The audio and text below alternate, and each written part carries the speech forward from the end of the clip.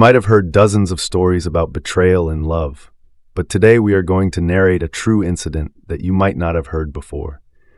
Although this story is forgotten now, it once created a sensation, not only in Uttar Pradesh but across the entire country. It was even compared to the famous Nanavati case. This is the story of Dr. Om Gautam of Lucknow and a girl named Shamim Rahman, who belonged to a very affluent family in Lucknow. Shamim Rahman's beauty was the talk of the town during those days. What was the relationship between Dr. Gautam and Shamim Rahman? And what happened in this case that made it so infamous? Let's dive into the details. This case became so prominent that several foreign media outlets specifically came to Lucknow to cover it. The entire Indian media was also abuzz with discussions about it. By the end of this story, you will be shocked to know the truth. So stay with us till the end. Before we begin, if you haven't subscribed to our Crime Story channel yet, please do so and hit the bell icon. Now, let's start the story.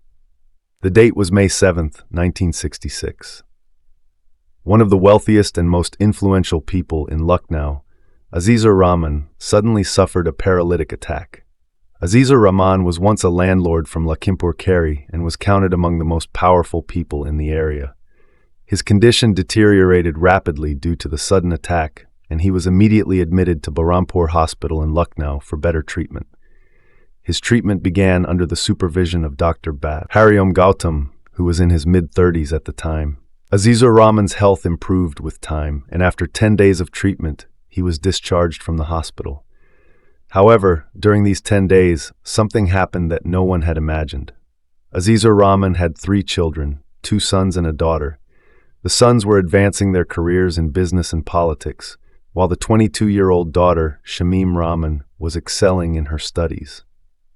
When Azizur Rahman was admitted to the hospital, Shamim came to visit her father along with other family members.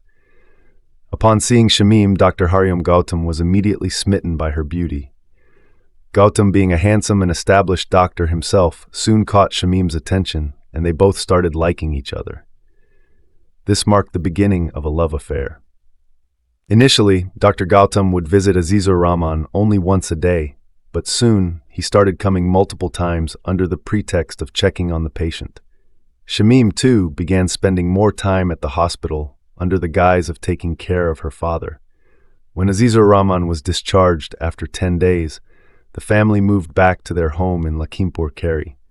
However, Dr. Gautam continued visiting their house, ostensibly to check on Azizur Rahman's health, but in reality to meet Shamim. The frequent visits did not go unnoticed, and neighbors and relatives started gossiping. Although some expressed objections, the family didn't seem to mind. The relationship between Gautam and Shamim grew stronger, and they appeared to be madly in love. Despite their religious differences, Dr. Gautam promised Shamim that he would soon convert to Islam and marry her. Shamim was pursuing a BSc degree at the time. Meanwhile, she discovered something shocking. Dr. Gautam was already married and had 3 children. This revelation led to a heated argument between them. However, Gautam, deeply infatuated with Shamim, assured her that he would divorce his wife and convert to Islam to marry her. This promise reconciled their relationship temporarily.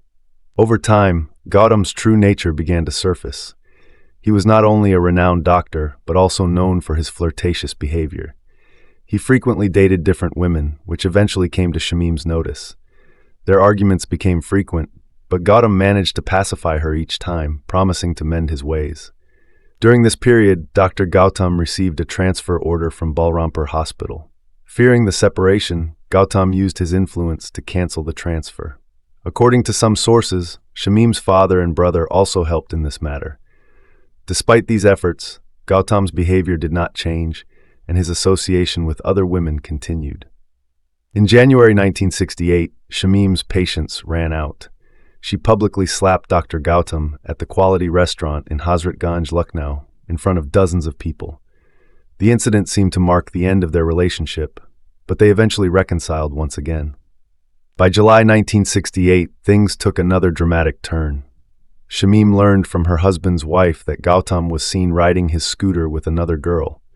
Furious, Shamim confronted him, leading to another major argument. On July 10, 1968, Shamim called Gautam to meet her, and they had a heated discussion. Gautam left but returned the next day, July 11th, around 10:30 p.m. to Shamim's house.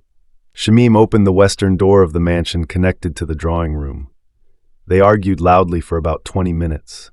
Their shouting was audible to the household staff sleeping outside. Suddenly, 2 gunshots rang out. A servant named Ram Krishna Tripathi rushed to the drawing room and found Dr. Gautam lying in a pool of blood, half inside and half outside the room. Shamim was seen holding a gun and running to another room. The police were informed and they arrived promptly, given the high-profile nature of the case. Evidence was collected and witnesses' statements were recorded. When questioned, Shamim denied killing Dr. Gautam, leading to a sensational investigation.